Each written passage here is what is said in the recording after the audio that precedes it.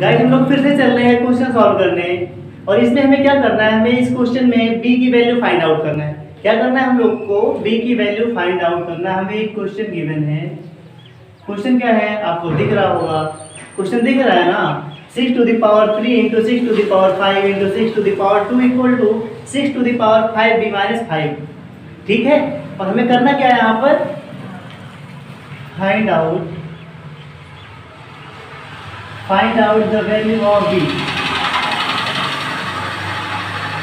Find out the value of b। हमें b की वैल्यू फाइंड आउट करना है। It's mean b equal to what. ठीक है, तो आज सॉल्व करते हैं भाई। फिर से आपको तो पता ही होगा हम लोग क्या पढ़ रहे हैं आजकल घातांक पढ़ा जा रहा है ना, एक्सपोनेंट फॉर्म पढ़ रहे हैं, बोले तो लॉज ऑफ इंडिसेस पढ़ा जा रहा है आजकल।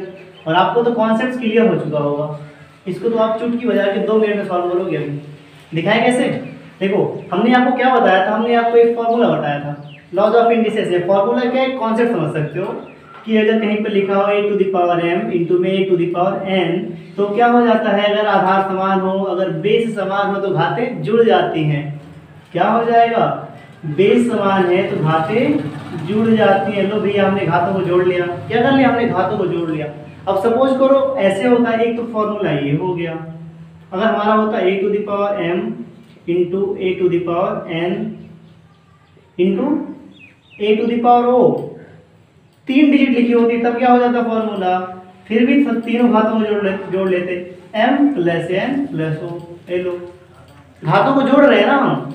फॉर्मूला आपको समझ में आ रहा है नहीं, ऐसे कोई डाउट है? हाँ सर डाउट है, तो आ जाओ कोई एग्जांपल लेके समझते हैं। सपोज करो कहीं पर लिखा है 2 to the power 2 into 2 to the power 10 into 2 to the power 6 लिखा है। क्या है, बेस समान है सबका ना, बेस वैल्यू क्या है सब में, इसमें भी 2 है, इसमें भी 2 है, इसमें भी 2 है।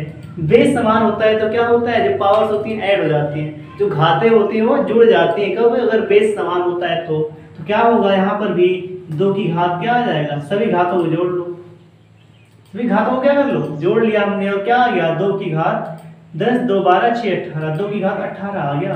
क्या आ गया भाई, 10 की घात 18 आ गया। कैसे आया, हमने घातों को जोड़ लिया। तो ऐसे ही हम इस क्वेश्चन को भी सॉल्व करेंगे, इस क्वेश्चन को जो दिया हुआ है। ये अगर आपको फॉर्मूला पता है बहुत अच्छी बात है, नहीं पता है तो स्क्रीनशॉट ले लो, उसके बाद हम क्वेश्चन सॉल्व करेंगे। ठीक है, किया जाए सॉल्व, आ जाओ। इरेज कर रहे हैं इसको, ठीक। तो हम सॉल्व करेंगे जो अपना क्वेश्चन है। तो क्वेश्चन अपना 1 मिनट का, मिनट क्या है, सेकंड का है। हमारा क्वेश्चन था, एक बार हम क्वेश्चन राइट डाउन करते हैं फिर आगे सॉल्व करते हैं। लिखा था 6 to the power 3 into 6 to the power 5 into 6 to the power 2 equal to 6 to the power 5b minus 5। यही तो था ना।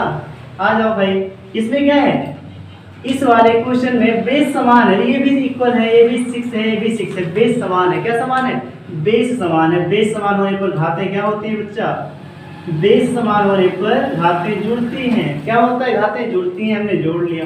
Equal to 6 to the power 5b minus 5। Next step 6 to the power add कर लो, 5 3 8 2 10, 6 to the power 10 equal to 6 to the power 5 minus 5। ये step आ गया। अब इसके आगे कौन सा कॉन्सेप्ट काम आने वाला है, हमने आपको पहले ही बताया था। एक कॉन्सेप्ट हर वीडियो में बताते हैं, आज फिर से बता रहे हैं, लेकिन बार बार नहीं बता पाएंगे। आपको एक कॉन्सेप्ट याद करना पड़ेगा कि अगर एक कहीं पर लिखा है a to the power m equal to a to the power m, क्या है लिखा है a to the power m equal to a to the power m। समझ में आ रही है ना बात। तो क्या होता है, अगर आधार समान है तो घातें भी क्या हो जाएंगी, समान हो जाएंगी। यहाँ आधार क्या है, आधार a है दोनों में, यहाँ पर भी a है, यहाँ पर भी a है। अगर आधार समान होता है तो घातें भी समान हो जाती हैं। समझ में आई बात। तो यहाँ पर आधार समान है, आधार कितना है, यहाँ पर 6 है और यहाँ पर भी 6 है। तो घातें क्या है, यहाँ पर घात इतना है, यहाँ की घात इतनी है। तो हम क्या लिख सकते हैं, घातों को बराबर दिखा सकते हैं, 5b माइनस 5 हो जाएगा। समझ में आई बात। और नेक्स्ट स्टेप क्या हो जाएगा इसका नेक्स्ट स्टेप हो जाएगा, इसको इरेज कर देते हैं। नेक्स्ट स्टेप यहाँ सॉल्व करते हैं। अपना आया 10 इक्वल टू 5b माइनस 5 आया है। घातों को हमने क्या कर लिया, समान लिख दिया, बराबर दिखा दिया। अब क्या होगा, ये माइनस से इसको उधर ले आओ, 10 प्लस 5 इक्वल टू हो जाएगा 5b।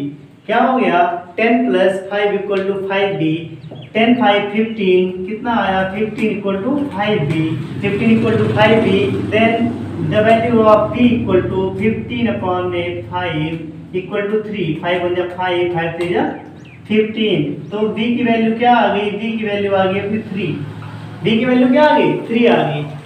ये तो आपको पता चल गया कि सर b की वैल्यू तो 3 आ गई, बट अगर आपको आंसर चेक करना हो कि ये आंसर सही है तब कैसे करोगे, गर्मी बहुत हो रही है आज,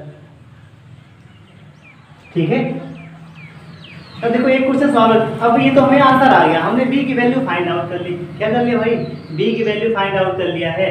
अब हमें आंसर चेक करना है कि b की वैल्यू 3 है, क्या ये सही है, आंसर कैसे चेक करेंगे। तो आंसर चेक करने के लिए आप क्वेश्चन में जहाँ पर b लिखा था वहाँ पर क्या लिख दो, वहाँ 3 लिख दो, जहाँ पर b लिखा था वहाँ 3 लिख दो। अभी देखना आपको आंसर मिलने वाला है, b की जगह पर क्या लिख दो 3 लिख दो, उसके बाद देखना आपको पता चल जाएगा ये आंसर सही है या गलत। b आइए रख कर देखते हैं फिर बताते हैं आपको। ये अपना इक्वेशन था ना, एक बार स्क्रीनशॉट ले लो फिर इसको इरेज कर दें, इरेज करें, चलो थोड़ा सा इरेज करते हैं, ठीक।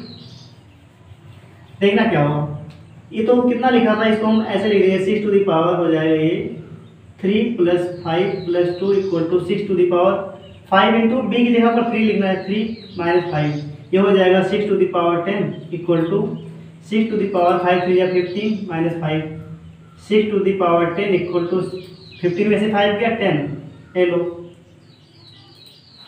दोनों पक्ष क्या आ गए, मतलब जो एक बराबर की साइड का पक्ष और इस साइड का पक्ष दोनों क्या आ गया, दोनों बराबर आ गया। 10 to the power 10 equal to 6 to the power 10 equal to 6 to the power 10।